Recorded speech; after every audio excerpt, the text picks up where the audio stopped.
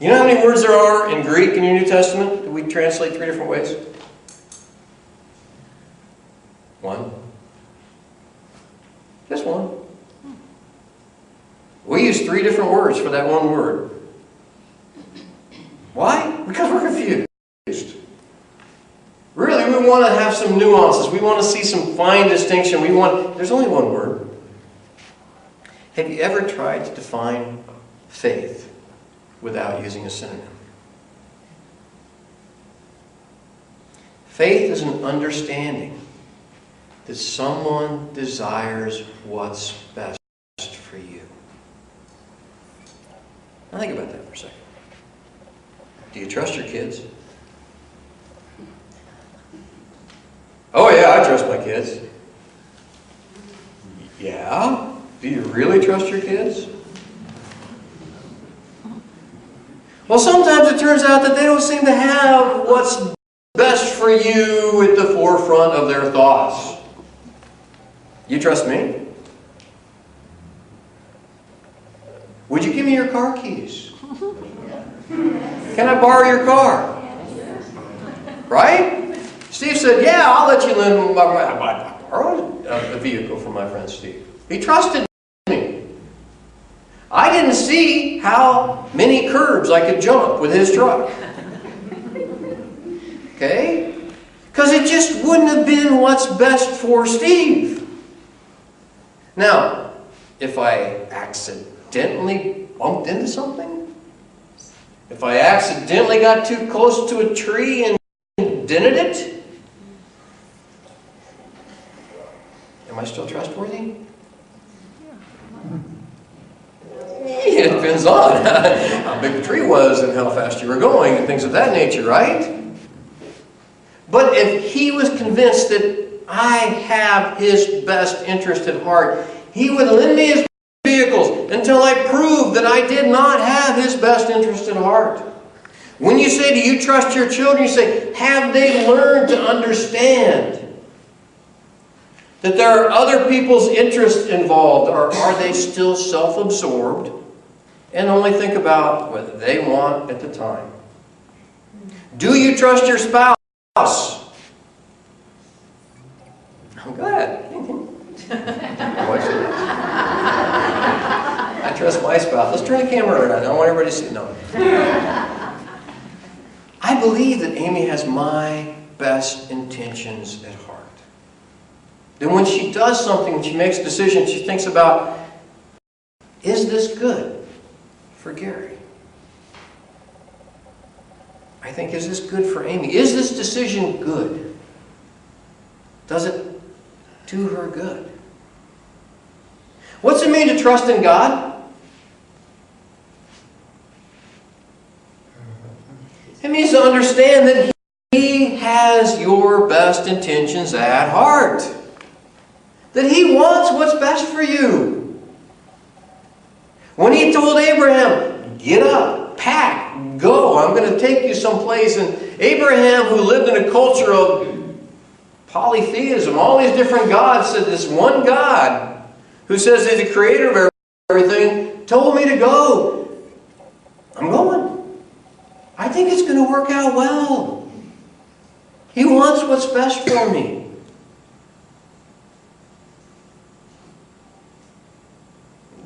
Do you trust God like that? Or do you still kind of project maybe some of your own nature on God? Yeah, He might forget every now and then about what's best for me. I may just be a tool. I may just be a way, maybe somebody's more important than me and He's just kind of using me as maybe an example so He can tell the story later. Because He has their best intention in the hearts. He wants them to learn something about my life, about their life, not my life. Because He, really, I'm not very significant. I'm just kind of, I don't count. I'm not worthy. Do you trust God?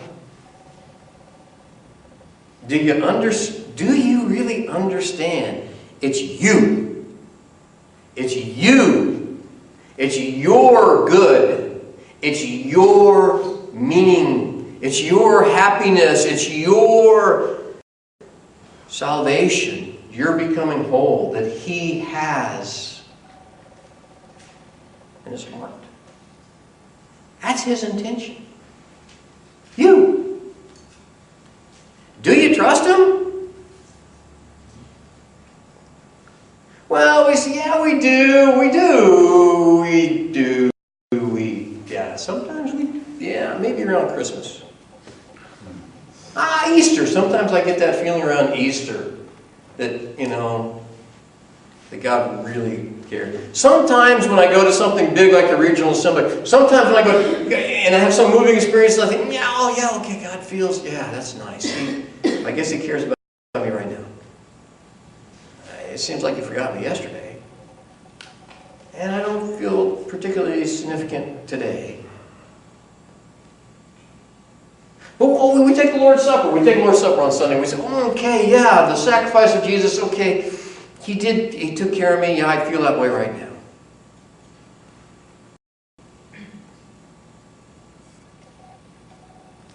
Do you really trust? Or do you think that God wants what He did for you with Jesus and something else?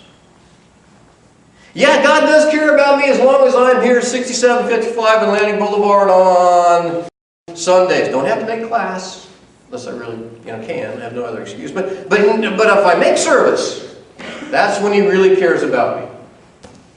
And if I have a chance, I'll come back Wednesday night because, the food's good. And that's when He cares about me. Because I've done what He wants me to do. So, you have Jesus and going to church. Or you have Jesus and giving to a good cause. Or you have Jesus and doing, what are those bumper stickers? Random acts of kindness.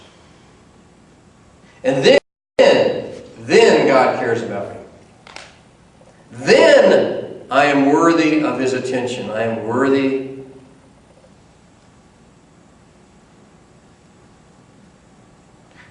Does Paul have you yet? Do you really trust that Jesus did all you need? Do you really trust that when you became one with Christ, when you confessed Jesus as Lord, when you took on His name, His righteousness, that was enough? Do you really believe that?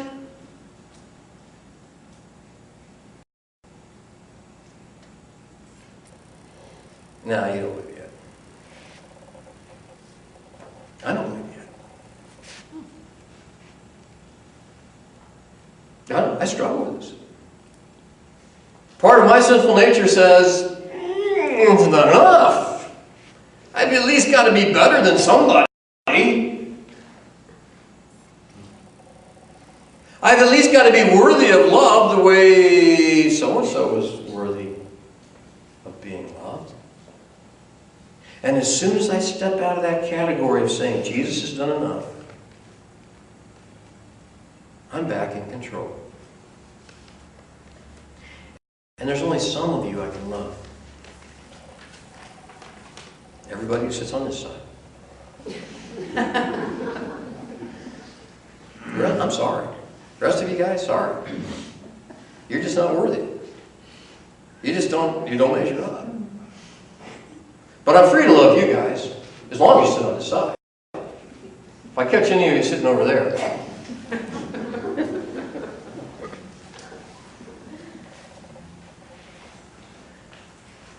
are you free to love everybody? Are you still determining who is worthy of your love? Are you still determining who is worthy of God's love? Isn't that the same thing? We're looking at them and saying, sorry, you just don't cut it. Too bad. born in the wrong place.